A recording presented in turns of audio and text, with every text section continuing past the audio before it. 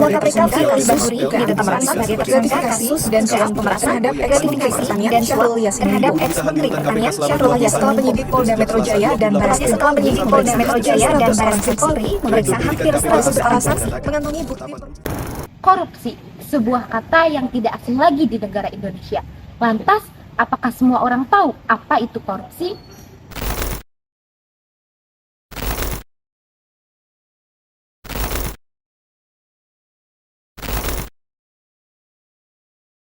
Korupsi berasal dari bahasa Latin yaitu corruption yang artinya busuk, goyah, kemudian menyogok dan memutar balik. Menurut Transparency International, korupsi adalah perilaku pejabat, politisi atau politikus yang secara tidak legal memperkaya diri sendiri ataupun orang lain dengan menyalahgunakan kekuasaan yang telah dipercayainya kepada mereka. Menurut Jack John, dengan teori Ghosn menyebutkan bahwa faktor-faktor terjadinya korupsi ada 4. Yang pertama, kerakusan atau greed. Kedua, kesempatan atau opportunity. Ketiga, kebutuhan atau needs. Dan yang keempat, pengungkapan atau expose. Keserakahan tersebut berpotensi dimiliki oleh setiap orang dan berkaitan dengan individu yang melakukan tindakan korupsi.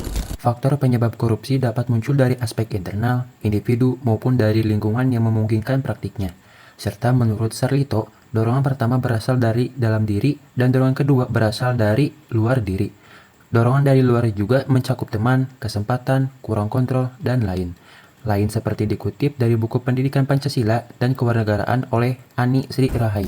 Berikut faktor penyebab korupsi. Yang pertama, faktor penyebab korupsi dari aspek internal, yaitu sifat selalu merasa kurang, moral lemah, penghasilan kurang mencukupi, kebutuhan hidup yang mendesak, serta gaya hidup konsumtif dan malas atau tidak mau bekerja.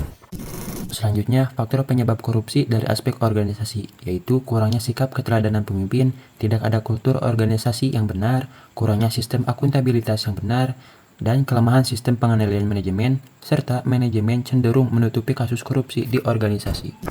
Dan terakhir, faktor penyebab korupsi dari aspek tempat, seperti nilai di masyarakat memungkinkan korupsi, dan masyarakat kurang sadar dirinya korban korupsi, serta masyarakat kurang sadar bahwa korupsi bisa dicegah dan diberantas. Seperti salah satu kasus terbesar di Indonesia, yaitu kasus Bansos COVID-19 yang dilakukan oleh Pak Juliari dari Menteri Mantan Sosial yang menerima suap sebesar 17 miliar dari Pak Adi yang dari sektor KPK.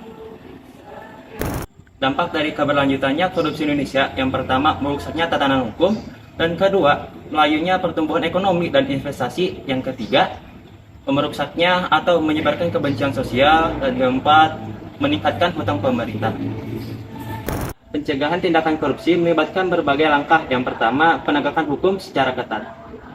Yang kedua, transparansi pemerintahan dan bisnis serta pendidikan masyarakat tentang bahaya korupsi. Ketiga, penguatan lembaga pengawas dan anti korupsi. Selain itu, pembentukan integritas dan akuntabilitas juga sangat penting untuk mencegah tindakan korupsi. Contoh korupsi di kehidupan sehari-hari yaitu yang pertama, penyalahgunaan dana bantuan sosial seperti mengalihkan dana bantuan dari pemerintah untuk kepentingan pribadi atau kelompok tertentu. Dan kedua, mengambil sesuatu secara ilegal, seperti membeli pulpen 3 tetapi mengambil lagi pulpen secara ilegal. Yang ketiga, pungutan liar atau suap kepada pengendara untuk menghindari tilang atau mendapatkan izin tertentu. Dan selain itu, penyuapan di sektor pendidikan, seperti memberikan uang kepada guru agar sang anak bisa mendapatkan nilai yang lebih tinggi serta lebih bagus. Mari bersama-sama kita cegah korupsi.